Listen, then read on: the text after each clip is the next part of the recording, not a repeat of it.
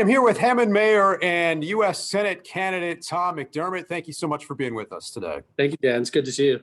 First off, how do you all fare this week with the winter storm? And along those lines, how do you hope to use your experience there as a mayor and translate that into a campaign for U.S. Senate? Well, I appreciate it. That's a great question. First off, we got about a foot of snow, and Hammond has 300 miles of streets.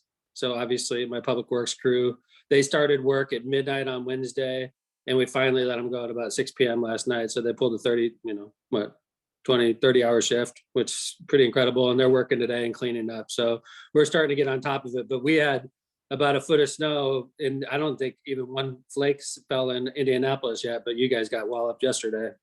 Right. Yeah, it was.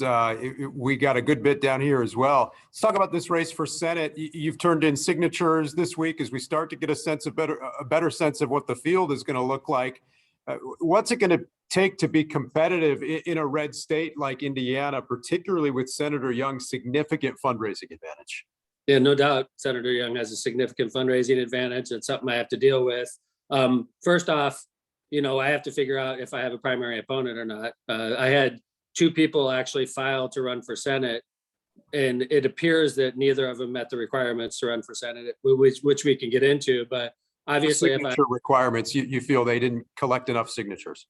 We get updates during the campaign from the State Election Commission on where each candidate running for U.S. Senate stands, and we were monitoring all through, and we rallied to get our signatures. We ended up with well over 5,000 signatures at the end of the day, but for the last 2 weekends, I had teams of about 100 people knocking on doors in all places in Indiana. Not really Indianapolis and not really the first congressional district. Those are the easy places. We were in places like, Bloomington, Kokomo, all over, So anyway, we got the signatures as required under Indiana code. And if it's true that the two people that filed against me did not get the signatures, we have a decision to make. Because I think to be competitive with Todd Young, going back to your first question, having an unchallenged primary would be the first logical step, so that person, in this case, it would be me, would be able to save up my campaign fund so that I could not waste it in the primary and just focus it on Todd Young in November. What issues are you hoping to focus on in the months ahead? Well, I want to get to know people. I have a great track record, and I'm well known up in the Northwest part of the state. And I'm doing pretty well in the Indianapolis market. I've been mayor for close to 20 years, and I've been active in the state house and active in politics statewide. It's the places like the New Albany's and the Fort Waynes where I have to do a lot of work. I'm lucky that I went to law school in Notre Dame, so I know South Bend and that area very well also. But for a Democrat to win in Indiana, all you have to do is look at our track record and see who actually won as a Democrat in Indiana. We had people like, Joe Donnelly. He won. He was moderate. Something big happened that helped his campaign, which was the statement by Murdoch back in the 2016, I believe. 2012, yeah. 2012, excuse me. Yeah, you're right. And then Glenda Ritz had a big win, Democrat. She was helped in large part by the teachers and the whole Tony Bennett situation. So it seems like you have to be fairly moderate. You can't be really extreme, in my opinion, to win as a Democrat in Indiana. And you have to have some help. And quite frankly, I think that help is coming. I think the U.S. Supreme Court's decision with the Dobbs Roe versus Wade challenge, I listened to the arguments. I heard the questions asked by the justices of the court, and I feel that they're prepared to overrule Roe versus Wade, which is a catalyst, and it's going to galvanize women. It's going to galvanize Democrats, and that could be the spark that I need to help overtake Todd Young in fundraising and in momentum. You acknowledge it may take some sort of political headwinds, some reversal of the political headwinds to have a chance to be competitive in a race like this with Todd Young's fundraising advantage, with the political dynamics the way they are now in a red state like Indiana. It may take some shifting national dynamics, national narrative to really have that chance.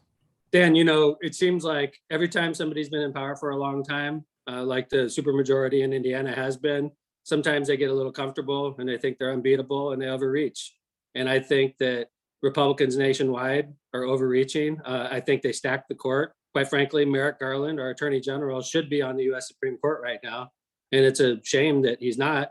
And if Merrick Garland's on the Supreme Court, maybe things look different in June. Maybe they don't even challenge Roe versus Wade with the Dobbs case if Mr. Garland's on the Supreme Court. So the fact is, I'm not saying I can't win without a shock to the system, but I've seen the people that were successful recently, and it seemed like there was a shock to the system that helped propel that Democrat to win statewide. We'll see what happens. Certainly, you're known for having a pretty colorful personality. Some might point to various jokes you've made through the years on social media or on your podcast and ask questions about, whether you have the discipline for a Senate campaign like this. How would you respond to those who might have those kinds of doubts? It's a fair question. I mean, and I do, and I'm determined to be 100% authentically Tom McDermott. And I'm a good person. I work hard. My residents love me. I work hard for them. And I think part of the problem when people run for higher office, like I'm running for, is they change as a person and they become fake. And I'm determined not to let that happen to me, Dan. I'm a good person. I'm an honest person. I'm a hardworking person. And Hoosiers are good, honest, hardworking people. And quite frankly, just because I'm a Democrat, and just because some people may call themselves Republican doesn't mean that we're not on the same team when it comes to, the issues confronting our country. And what are the issues you'd want to take to the U.S. Senate if elected? What would be some of the issues you would want to prioritize?